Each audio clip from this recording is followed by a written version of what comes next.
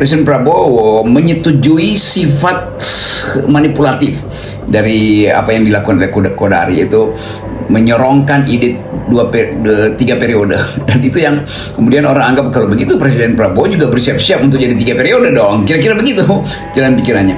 Jadi etos di dalam demokrasi yang tidak dipahami oleh Presiden Prabowo, bahwa orang seperti Kodari harusnya tidak boleh ada di dalam kabinet yang bersifat ingin memajukan demokrasi. Kenapa? Karena pikiran Kodari konservatif, tidak progresif. Itu konservatif artinya ingin kekuasaan itu tidak berubah, dan itu yang dia buktikan dengan bahkan metode ilmiah supaya Jokowi itu tidak diperpanjang 3 periode. Jadi isu 3 periode itu kan isu dari kelompoknya saudara Dr. Kodari ini kan. Nah, kalau kita hitung bahwa etos ini kenapa tidak diperhatikan oleh Pak Prabowo? Jadi terlihat bahwa Pak Prabowo nggak ngerti demokrasi juga akhirnya kan.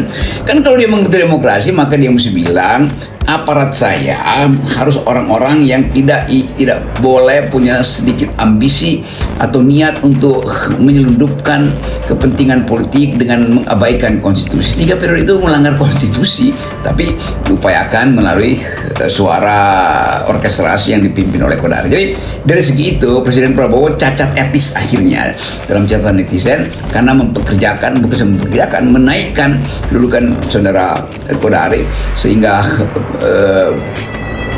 mercusuar demokrasi justru terhalang oleh awan gelap yang dipromosikan oleh saudara Kodari ketika menjadi bagian atau agen dari kepentingan Jokowi untuk memaksa publik menerima ide 3 periode. Itu satu tanda pertama bahwa reshuffle ini justru mengembalikan ingatan orang bahwa oke, kalau gitu Pak Prabowo punya niat juga untuk mengulangi upaya dari Kodari dengan ide 3 periode. Kita mesti ingat bahwa seorang intelektual ketika dia berbuat kesalahan etis di dalam upaya untuk mempengaruhi opini publik dengan teori yang betul-betul anti demokrasi itu, maka dia harusnya tidak boleh ada lagi di dalam sistem demokrasi. Rocky Gerung ya, karena udah lama ini Bung Rocky ngilang nih Bung Rocky. Banyak yang terkejut ketika Presiden Prabowo hari ini melakukan reshuffle kabinet jilid 2, karena mereka sesungguhnya menunggu-nunggu pernyataan Anda sebelumnya bahwa akan ada reshuffle kabinet berikutnya, dan Anda kan lalu menggunakan istilah radical break gitu ya, dan ini yang mereka bayangkan itu maksud Anda adalah Pak Prabowo itu membersihkan geng Solo. Sangat mengejutkan itu adalah dipromosikannya Kodari, ya, Muhammad Kodari, dari wakil kepala staf presiden menjadi kepala staf presiden. Kodari ini kan dikenal sebagai pendukung utama Jokowi 3 periode. Jadi selain pendukung Jokowi, dia ini juga orang yang punya gagasan untuk merusak demokrasi. Ya betul Bung Hertu, terutama yang disorot adalah kedudukan dari saudara Kodari yang tiba-tiba naik pangkat dan dijadikan sebagai, jadi Amerika itu pasti orang kedua tuh sama kepala staf kantor presiden.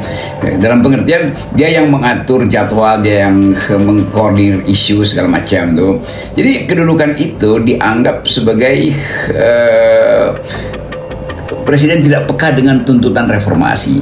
Presiden tidak peka dengan tuntutan anak-anak muda kemarin tuh, yaitu bersihkan kabinet dari kelompok yang tidak punya pikiran demokratis. Jelas saudara Kodari, disclaimer dulu, Kodari itu teman saya, tetapi dalam kedudukan dia sekarang dianggap bahwa Presiden Prabowo menyetujui sifat manipulatif dari apa yang dilakukan oleh Kodari, itu menyorongkan ide 3 periode, dan itu yang kemudian orang anggap kalau begitu Presiden Prabowo juga bersiap-siap untuk jadi 3 periode dong, kira-kira begitu jalan pikirannya.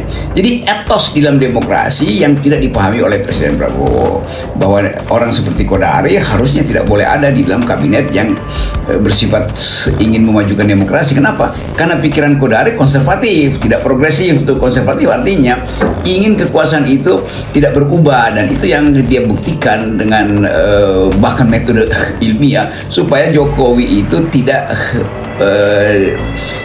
diperpanjang 3 periode. Jadi isu 3 periode itu kan isu dari kelompoknya saudara Dr. Kodari ini kan. Nah kalau kita hitung bahwa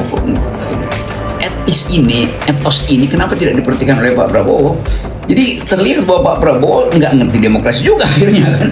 Kan kalau dia mengerti demokrasi maka dia mesti bilang aparat saya harus orang-orang yang tidak boleh punya sedikit ambisi atau niat untuk menyelundupkan kepentingan politik dengan mengabaikan konstitusi. 3 periode itu melanggar konstitusi, tapi diupayakan melalui suara orkestrasi yang dipimpin oleh Kodari. Jadi dari segi itu Presiden Prabowo cacat etis akhirnya dalam catatan netizen, karena menaikkan kedudukan saudara Kodari sehingga mercusuar demokrasi justru terhalang oleh awan gelap yang dipromosikan oleh saudara Kodari ketika menjadi bagian atau agen dari kepentingan Jokowi untuk memaksa publik menerima ide 3 periode. Itu satu tanda pertama bahwa reshuffle ini justru mengembalikan ingatan orang bahwa oke, kalau gitu Pak Prabowo punya niat juga untuk mengulangi upaya dari Kodari dengan ide 3 periode. Kita mesti ingat bahwa seorang intelektual ketika dia berbuat kesalahan etis di dalam upaya untuk mempengaruhi opini publik dengan teori yang betul-betul anti demokrasi itu, maka dia harusnya tidak boleh ada lagi di dalam sistem demokrasi. Kan itu jalan pikirnya. Tapi dengan kedudukan yang tinggi yaitu kepala staf presiden, itu artinya kehidupan politik kita akan digiring kembali oleh saudara Kodari itu di dalam ide-ide yang tidak demokratis. Itu dasar etisnya tuh. Jadi nggak salah dong kalau banyak yang kecewa ya, karena sesungguhnya banyak menunggu-nunggu. Nah, apa sih yang Anda bolak-balik Anda sebut sebagai radical break yang akan dilakukan oleh Pak Prabowo? Ini betul-betul radical break, tapi dalam pengertian radical break yang dalam artian yang sebaliknya yang dari dibayangkan oleh publik. Ya intinya masyarakat sipil kecewa dengan dekonstruksi yang menginginkan dekonstruksi di dalam kabinet reshuffle yang saya sebut harusnya radical break, ternyata breaknya kecil dan tidak radikal, kan itu poin saya itu. Jadi kita mencoba membaca apakah Presiden Prabowo tetap tersandra di dalam potensi dia kena isu atau dia harus menghadapi semacam cywar dari kelompok Solo. Kan itu semua menunjukkan bahwa Presiden Prabowo itu tidak punya semacam ketegasan etis dalam mengatur arah republik ini berdasarkan value demokrasi. Kan itu saya pakai istilah tidak ada ketegasan etis, karena di dalam keadaan Indonesia disorot oleh dunia, masih banyak pelanggaran HAM yang mesti beliau pastikan tiba di persidangan PBB. Artinya minggu depan Pak Prabowo akan pergi ke PBB dan dia harus bersidang dan berpidato di situ tentang kondisi demokrasi Indonesia. Maka akan banyak pertanyaan yang dimunculkan misalnya di dalam forum resmi atau di dalam doorstop wartawan tentang bagaimana kondisi Indonesia. Apakah Indonesia sudah bisa memulihkan demokrasi?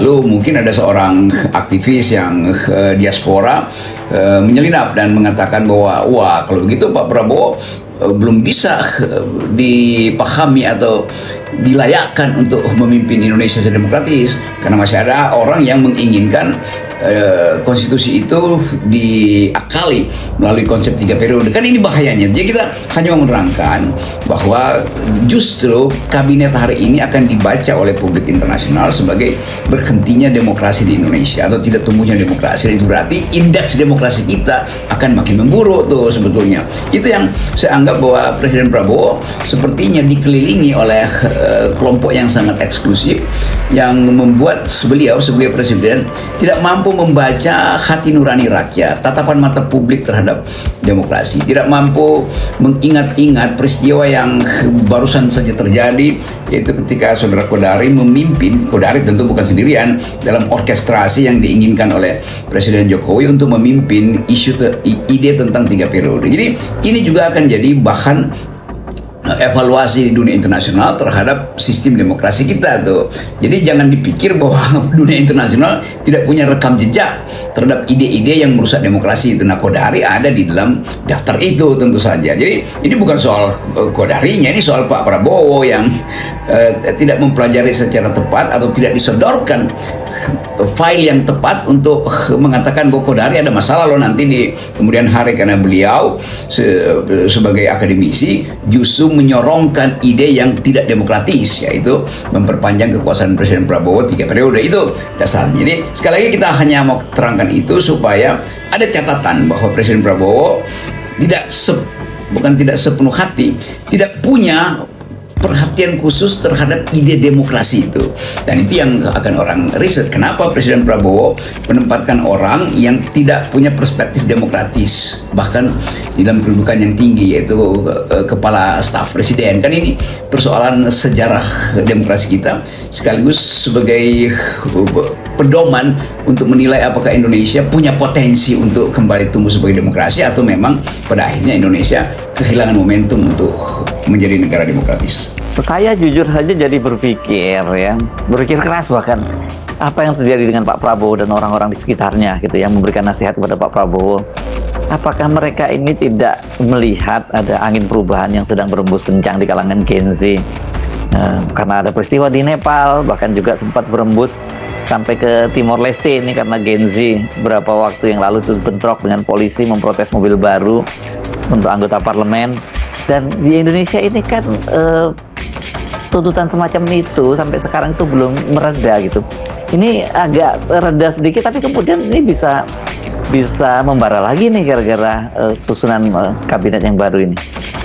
Ya betul Bung Kersu, kita barusan diingatkan betapa anak-anak muda ini merasa sumpek dengan keadaan yang tidak demokratis. Nepal itu jadi benchmark pertama dari brutalisme yang disebabkan oleh ketidakpedulian elit terhadap nilai-nilai baru yang sedang tumbuh tentang demokrasi. Jadi Indonesia bisa mengalami sesuatu yang bahkan mungkin lebih parah dari Nepal. Kenapa? Karena sinyal yang diberikan di bulan Agustus kemarin, bulan Agustus itu